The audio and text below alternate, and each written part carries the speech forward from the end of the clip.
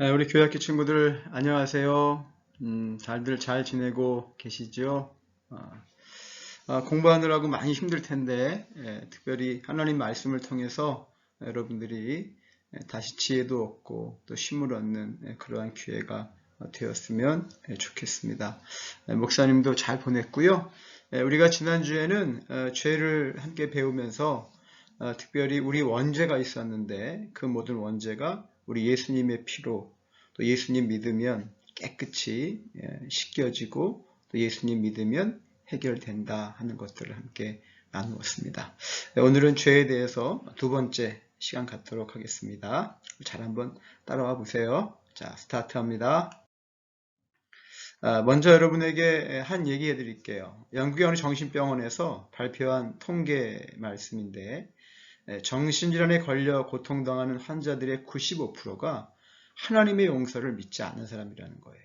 참 이게 참 마음이 아프죠. 우리가 지난번에도 함께 보았던 것처럼 하나님께로 우리의 마음의 문을 열고 오면 하나님이 우리의 모든 죄를 다 용서해 주신다고 대표적으로 요한일서 1장 9절 말씀은 우리 가운데 가르쳐주고 계신데 하나님의 용서를 믿지 못한다. 여러분은 어떠세요? 다 믿으시죠? 여러분 이거 기억하세요. 아무리 끔찍한 죄라고 할지라도 오늘 목사님이 기록해 놓은 여기에 아무리 끔찍한 죄를 할지라도 누구의 보혈로? 예수 그리스도의 보혈을 가지고 나가면 하나님께서 어떻게 하세요? 반드시 그 죄를 완전히 용서하시고 다시는 기억하지 않으신다는 거예요. 여러분 이것을 믿으시죠? 자, 믿으면 우리 함께 아멘 한번 해볼까요? 시작. 아멘. 좋습니다.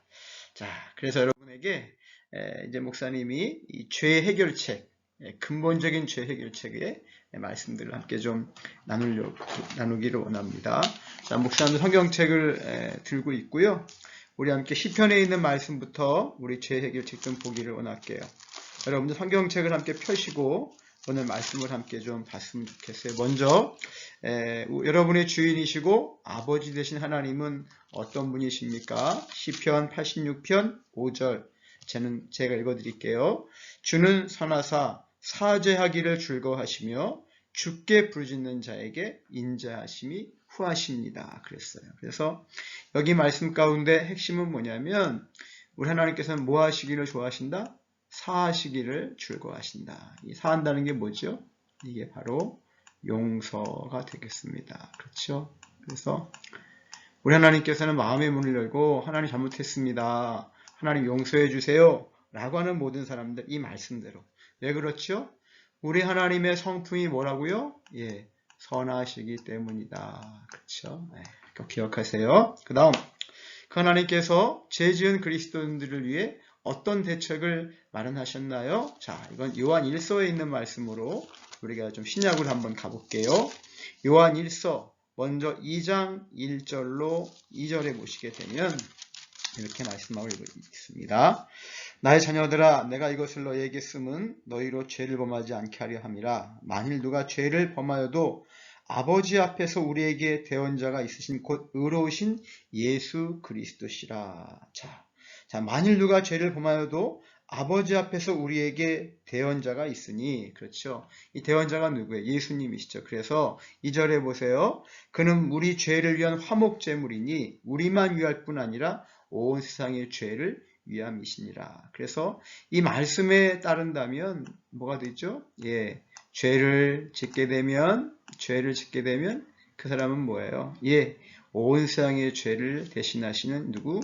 예수 그리스도를 믿고 예수 그리스도를 믿음으로 하나님 앞에서 예수님의 이름으로 용서를 받으면 되겠습니다. 그래서 여러분 요한일서 1장 9절은 계속해서 말씀해요. 자, 만일 우리가 우리의 뭐를요? 죄를 뭐하면? 자백하면 이건 목사님이 암송하는 구절이라서 할게요. 자백하면 저는 미쁘시고 의로우사. 여기서 미쁘시다는 말은 신실하다는 말씀이에요. 그리고 의로우사 우리의 모든 죄를 사하시며 모든 불의에서 우리를 깨끗하게 하실 것이요. 그랬어요. 그래서 모든 불의, 모든 죄를 용서하신다. 그렇죠. 그래서 죄 해결책은 선하신 하나님의 마음을 깨닫고 우리 그리스도인 한 사람 한 사람이 하나님 앞에서 예수님의 이름으로 기도하면 우리의 모든 죄의 문제는 해결할 수 있을 것이다. 그리고 죄를 가지고 숨기는 게 아니라 갖고 나와야 돼요. 예수님 앞에. 그럼 우리 친구들이 되시기를 바라겠습니다. 자, 그 다음 세 번째. 여러분은 죄에 대해서 어떤 태도를 가져야 할까요? 여러분 많은 말씀이 있지만 여러분 먼저 시편에 있는 말씀 한번 목사님 139편 찾아볼게요. 여러분도 성경책을 찾아서 거기 기록을 해주시면 좋을 것 같아요. 자, 시편 139편에 보시게 되면 23절, 24절 하나님의 나를 살피사 내 마음을 아시며 나를 시험하사 내 뜻을 아옵소서 내게 무슨 악한 행위가 있나 보시고 나를 영원한 길로 인도하소서. 그러니까 이 말씀을 보게 되면 우리가 죄에 대해서 어떤 태도를 가져야 돼요? 예, 하나님 앞에 우리의 죄를 뭐예요? 내어 놓는 것이다. 여러분 대단히 중요한 거예요. 그럼 하나님 나의 죄를 살펴주십시오. 그래서 나의 죄를 하나님 앞에 뭐예요? 예, 고백하는 거예요. 나의 죄를. 이건 자백하는 거죠. 예, 그것이 필요합니다. 또 여러분 로마서 말씀 10편 38편 말씀 찾아보시면 좋겠고 이렇게 죄를 회개하는 사람에게 하나님은 어떤 약속을 하십니까? 10편 34편 18절 말씀 자 목사님이 찾아볼게요. 10편 34편 18절 말씀 읽어보겠습니다. 목사님이 자 18절 시작 여호와는 마음이 상한 자를 가까이 하시고 충심으로 통회하는 자를 구원하시도다. 그렇죠. 그래서 죄를 회개한다는 게 뭐죠? 이게 통회라는 말이에요. 자신의 죄를 하나님 앞에 회개하는 거죠. 통회. 다른 말로 쓰면 하나님께서는 통회하는 자를 어떻게 하신다고요? 여기 보시면은 예, 정말로 하나님께서 그를 구원하신다 그랬어요. 그래서 통회하면 모든 죄를 다 용서하시고 그게 뭐 해주세요? 예, 구원케 해주신다. 그렇죠. 이게 누구의 약속이에요? 저와 여러분을 향하신 하나님의 약속인 줄로 믿으시기를 주님의 이름으로 축원합니다. 아멘. 그래서 자 보세요. 죄 해결책 다섯 번째. 종종 죄를 자백하고도 여전히 죄의식을 느껴요. 하나님 앞에 죄를 자백했어요. 그럼 하나님이 용서하심을 믿어야 되는데 이 죄의식 여러분 사실 이 죄의식을 갖는다는 것은 나쁜 건 아니에요. 아주 좋은 거죠. 왜요? 내가 죄를 인식하는 거기 때문에 잘못했구나. 내 양심이 그것을 계속 얘기하는 거기 때문에 너무 중요해요. 그런데 자백한 죄에 대해서는 굳이 뭡니까? 계속해서 죄의식을 가질 필요가 없어요. 이것은 뭐예요? 완전히 하나님 앞에서 예수님의 이름으로 해결된 거기 때문에 그렇죠. 자, 그래서 자 하나님께서는 여러분이 회개한 죄에 대해 어떠한 마음을 가지고 이게 대단히 중요해요. 우리 하나님이 어떠한 마음을 가지고 계신가? 이 마음을 여러분이 기억한다면 죄의식을 굳이 가질 필요가 없겠죠. 우리 히브리서 10장 말씀 17절 18절 말씀 읽어볼게요. 또 그들의 죄와 그들의 불법을 내가 다시 기억하지 아니하리라. 바로 뭐라고요? 1번 우리 하나님은 우리가 용서해 주세요 라고 고백했던 모든 죄를 뭡니까? 다시는 기억하지 아니하신다. 우리 사람들은 이야기할 때 이런 얘기 하잖아요. 야, 내가 지난번에 내가 너 때문에 얘기 안 한 적이 있는데 너 사실 지난번에 이런 죄 졌잖아. 이런 문제 있었잖아. 이렇게 과거의 여러 가지 것들을 끄집어낸단 말이에요. 근데 하나님은 뭐예요? 다시 기억하지 아니하신다. 자, 그 다음에 두 번째 보면 18절에 이것들을 사하셨은즉 용서하셨은즉 다시 죄를 위하여 드릴 것이 없다. 왜 그렇죠? 우리가 하나님 앞에 고백을 하고 누구의 이름으로? 예수 그리스도의 이름으로 여러분 사함받은 죄는 다시 뭐예요? 예, 하나님 앞에 우리가 말씀드릴 이유가 없어요. 그래서 그 죄를 짓지 않는 것이 중요해요. 여기서 중요한 것은 바로 뭐냐면 사실 죄라고 하는 거 여러분 어떠세요? 이 죄가 다시 내가 그 죄, 만약에 죄송합니다만 거짓말이라는 죄가 있다.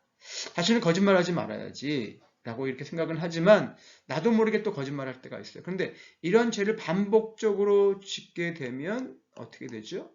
죄의 남용이 됩니다. 남용. 남발이란 말 알죠? 여러분 양치기 소년 이야기 알아요? 예. 자기 재미 때문에 즐거움 때문에 자기 마음을 기쁘게 하려고 좋게 하려고 뭐예요? 양을 돌보다가 늑대 나타났어요. 맨날 거짓말 하잖아요. 이걸 남용이라 그래요. 있는 기회들을 자꾸만 뭐예요? 잘못 사용하는 거예요. 그래서 죄는 이미 예수님의 피로 또 우리가 예수님 앞에 고백함으로 하나님 안에서 용서가 되었단 말이에요. 그렇다면 우리는 회개한 죄에 대해서는 죄의식을 갖지 말고 다시는 이 죄를 뭐 하려고 노력해야 돼요? 짓지 않으려고 노력해야 된다. 죄와 거리가 멀어져야 돼요.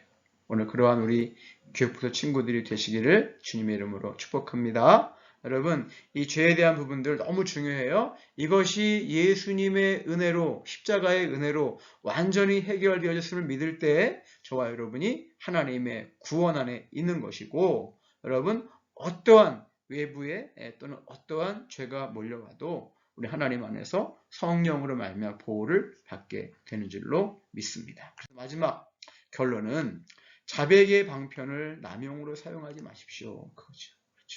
이 자백이라고 하는 거, 이것이 뭐가 되면 안 돼요? 남용이 되면 절대 안 돼요. 자백했으면 저도 어려워요. 목사님도 어려워요. 쉽지 않은 이야기입니다만 우리가 이렇게 예수님의 손을 꼭 잡고 가고 있다는 사실을 분명히 기억하시면서 이 남용은 뭐가 된다고요? 결국에 남용은 또 죄가 된다는 사실을 기억했으면 좋겠습니다. 한 주간도 우리가 이제 여러분 아시는 대로 4월 며칠부터요?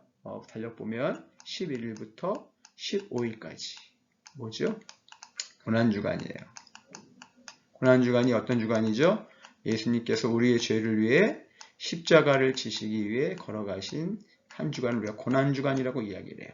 특별히 이 15일 날은 예수님이 오후 3시에 십자가에 달려 돌아가신 날입니다. 뭐 때문에?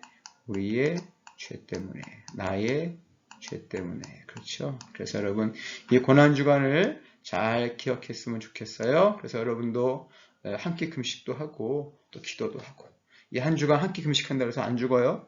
그러니까 주님의 고난에 함께 동참하는 그런 우리 친구들이 되었으면 좋겠습니다. 자, 우리 또 이제 고난주간이 지나면 뭐가 오죠? 부활절이 옵니다. 그래서 부활절의 은혜와 영광을 소망하면서 저와 여러분 한 주간도 잘 지내시기 바랍니다. 그리고 말씀드리면서 이해가 안 가는 거 있으면 꼭 목사님에게 질문해 주시기 바랍니다. Any call, 언제든 전화를 받겠습니다. 여러분 감사합니다. 행복하고 평안하고 죄는 멀리 대신에 우리 예수님은 가까이, 말씀을 가까이, 기도를 가까이, 그리고 부활의 주님을 만나시는 우리 모든 교육부서 친구들이 다 되시기를 예수님의 이름으로 축복합니다. 감사합니다.